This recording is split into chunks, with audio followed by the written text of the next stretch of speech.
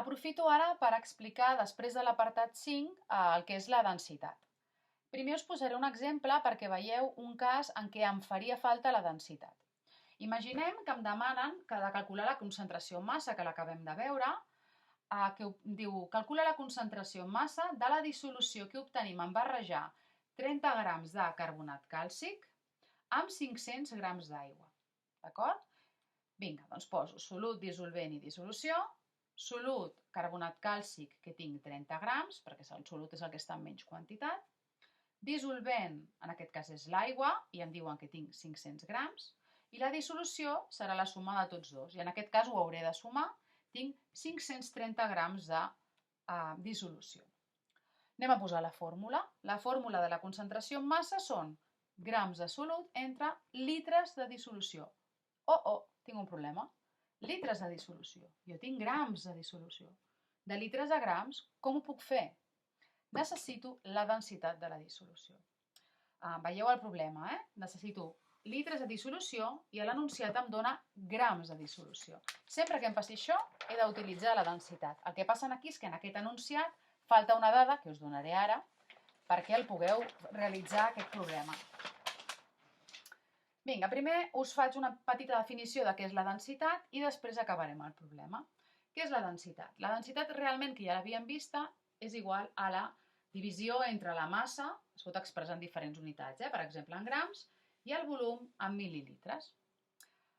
Ens serà fonamental en els problemes de concentració per relacionar grams i mil·lilitres o litres. És a dir, les dues escales. Quan jo tinc l'escala dels grams i l'escala dels litres o mil·lilitres, el que em relaciona aquestes dues escales és la densitat. I ara us ensenyaré com es fa. Compte, no us confongueu amb el pont, no ho puc fer amb el pont. El pont em relacionava l'escala dels litres amb la dels metres cúbics, perquè és un dubte que molts cops teniu. Aquí necessito grams amb litres, massa i volum. Quan he de relacionar massa i volum, densitat. El pont serveix per relacionar les dues escales de volum que tenim. Anem a continuar el problema. En el problema ens faltava, en l'enunciat faltava una dada, diuen en l'enunciat faltava una dada, que és la densitat de la dissolució final. I us dic ara, que ho hauria ficat a l'enunciat però he fet trampes, que la densitat de la dissolució són 1,2 grams partit per mil·lilitre. D'acord? Això ens faltava, aquesta dada no us l'havia donat encara. Però abans de fer el càlcul, vull que analitzem una miqueta què vol dir això. Quan us estic dient que la densitat de la dissolució és 1,2 grams per mil·lilitre, el que us està dient és, aquí no es veu, però aquí a sota hi ha un 1. El que m'està dient és que un mil·lilitre d'aquesta dissolució pesa 1,2 grams. Aquesta dissolució que he fet en barrejar aquestes substàncies, si jo agafés un mil·lilitre amb la proveta, que aquí sota hi ha un 1, encara que no es posa, si jo agafés un mil·lilitre amb la proveta i el pesés a la balança, pesaria 1,2 grams. D'acord? Ho he apuntat aquí al costat, dic que això vol dir que si agafo un mil·lilitre i ho peso, la massa és 1,2 grams. D'acord?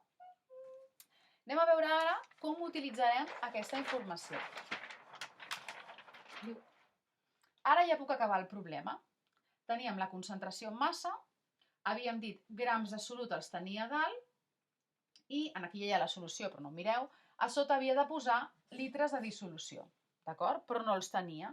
Jo sabia que tenia 530 grams de dissolució. Ara aquests 530 grams de dissolució que tenia els vull passar a litres per posar-los aquí baix, d'acord? Com ho faré? Ho farem la densitat. Què em deia la densitat? Que 1,2 grams pesa, que un mil·lilitre pesa 1,2 grams. Veieu? L'1 ja us havia dit que és com que està aquí baix amagat que no es posa. Per tant, si tinc 530 grams de dissolució, jo puc dir, fent un factor de conversió, 1,2 grams ocupen un mil·lilitre. Veieu? Aquí estic posant la densitat. La densitat sempre la utilitzaré per relacionar l'escala dels grams amb la de volum. Per tant, 530 grams de dissolució, per ratlla, poso grams a baix, en aquest cas, altres problemes serà al revés, 1,2 grams, i a dalt un mil·lilitre, que encara que aquí no m'ho posen, aquí sota, com us he dit, és com si hi hagués un 1. Ara en què ho tinc? Ara ho tinc en mil·lilitres, però en què ho vull jo? Ho vull en litres. Per tant, faig un altre factor de conversió. Per ratlla poso un mil·lilitre a baix, 10 a la menys 3 litres a dalt, que això ja ho sabeu. Faig l'operació, que per entrar-ho a la calculadora heu de fer 530 exp menys 3 dividit entre 1,2 i us donarà 0,44 litres de dissolució. És a dir, amb la densitat és relacionat grams amb litres, veieu? Molt bé, ara aquest 0,44 ja el puc posar aquí perquè era la dada que em faltava i finalment la concentració en massa és 68,18 grams partit per litre. D'acord? Mireu-vos amb calma aquest vídeo, ara posaré uns exercicis perquè la part de la densitat moltes vegades us costa. Sempre que calgui utilitzar la densitat, en el problema us la donaran. Per tant, si veieu que en el problema en l'enunciat apareix la densitat, vol dir que haurem de treballar d'aquesta manera. Recordeu que sempre diem que la densitat de l'aigua és 1. D'acord? És l'única substància on puc dir que 100 grams, per exemple, són 100 mil·lilitres.